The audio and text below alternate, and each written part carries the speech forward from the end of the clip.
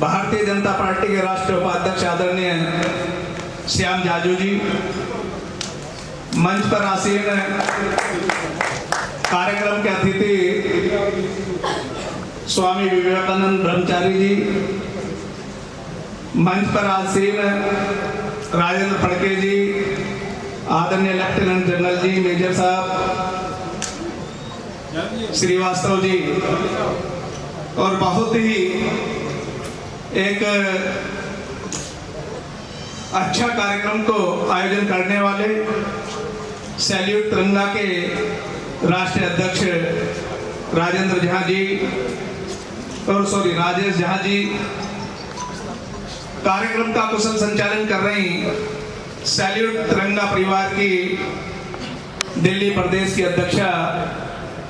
बहन संयुक्ता केसरी जी, यशपाल भाटी जी, नायर जी,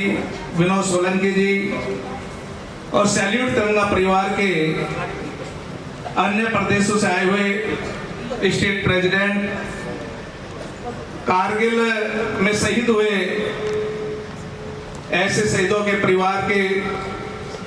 परिवारजन और सम्मुख बैठे मां भारती के समस्त मेरे पितातुल बुजुर्गों, नौजवान दोस्तों, प्यारे बच्चों, मातृशक्तियों, साथियों, सैल्यूट तिरंगा। मैं राजेश झा जी आपको धन्यवाद देना चाहता हूं कि आपने नाम ही ऐसा दिया है कि जो तिरंगे के सैल्यूट करे ना करे उसे कहना पड़ेगा सैल्यूट तिरंगा, ऐसा ना। और ये आपकी सोच, आपकी समझ, आपकी सूझबूझ कि किस तरीके से भारतवर्ष के 125 करोड़ लोग तिरंगे को सैल्यूट करने से पहले कम से कम मुख से बोले सैल्यूट तिरंगा, ऐसा नाम। दोस्तों, एक शाम शहीदों के नाम। आज हम सब लोग, वो किसी भी परिवार से, किसी भी वर्ग से, किसी भी समुदाय से हैं, अगर हम सब लोग आज अपने कार्य में व्यस्त हैं, अपने घर में, अपने परिवार में अगर अपने आप को सुरक्षित महसूस करते हैं, तो कहीं ना कहीं वो देन हमारी भारतीय सेना के तीनों विंगों के जो जवान हैं उनकी बदौलत हम लोग अपने सुरक्षित अपने आप को महसूस करते हैं। दोस्तों, स्वाधीनता संग्राम की 1857 में क्रांति उभरी। धन सिंह कोतवाल गुर्जर ने मेरठ से उस क्रांति को जन्म देने का काम किया। शुरुआत की 1857, 10 मई 1857 को धन सिंह कोतवाल गुर्जर ने दोस्तों 1857 की क्रांति को मेरठ से जन्म देकर के मेरठ जेल में बंद 839 क्रांतिकारियों को रिहा कराने का काम किया। और दोस्तों, मैं इसलिए ये बताना चाहता हूं, वहां मेरठ जनपद में पांचली, नंगला और गगोल 3 गांव हैं। तीनों के तीनों गांवों को लाकर के आज भी काला आम के नाम से, कतलेआम के नाम से उस जगह को बताया जाता है। लगातार 100 आदमियों को, धन सिंह कोतवाल के परिवार से, खानदान से जुड़े हुए 100 आदमियों को लाकर के अंग्रेजों ने एक ही रात में कत्ल करने का काम किया। दोस्तों, ऐसे तमाम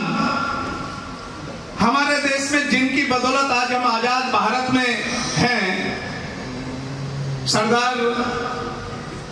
भगत सिंह, खुदीराम बोस, चंद्रशेखर आजाद, सुभाष चंद्र बोस, सरदार उधम सिंह, जिन्होंने इस देश को आजाद कराने के लिए अपनी हंसते हंसते कुर्बानियां देने का दोस्तों काम किया। और उन शहीदों को भी नमन जिन्होंने सन 65 में, सन 71 में और अभी कारगिल युद्ध में जिन्होंने मां भारती की रक्षा करते हुए अपने प्राणों की बलि देने का काम किया है, ऐसे शहीदों को भी दोस्तों नमन है। और मैं कहना चाहता हूं दोस्तों, उनकी तुरबत पे नहीं है एक भी दिया,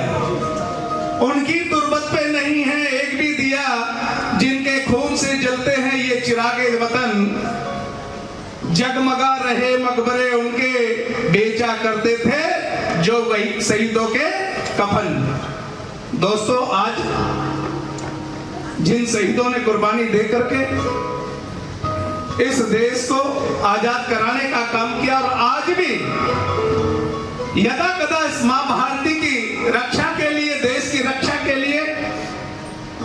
अपने प्राणों की बलि देने के लिए आज भी इस मां भारती के जवान, मां भारती के सपूत सेना पर बॉर्डर पे, सीमा पर डटे हुए हैं। और दोस्तों, मैं आज कहना चाहता हूं इस मंच के माध्यम से, राजेंद्र जी ने एक बात को रखने का काम किया कि राजेश जी ने, कि भारत विश्व गुरु कैसे बने। दोस्तों, आज आपने मां भारती का एक ऐसे सपूत को 2014 में देश की सत्ता सौंपने का काम किया, और मैं कह सकता हूं कि आदरणीय नरेंद्र मोदी कोई सामान्य पुरुष नहीं है। वो कहीं ना कहीं मेरी नजरों में, मेरा मानना है, वो कहीं ना कहीं संत महापुरुष के रूप में, एक अवतार के रूप में धरती पर इस मां भारती ने जन्म लेने का काम किया। और मैं इसलिए कह रहा हूं कि 2014 में देश का प्रधानमंत्री बनने के बाद, क्योंकि उनको पता था कि प्रधानमंत्री बनने के बाद मुझे अमेरिका भी जाना है, मुझे चाइना भी जाना है, और अमेरिका का प्रोटोकॉल था कि अमेरिका का कभी राष्ट्रपति भारत के प्रधानमंत्री को रिसीव करने नहीं आता था, और वो जानते थे कि जब मैं भारत अमेरिका के राष्ट्रपति को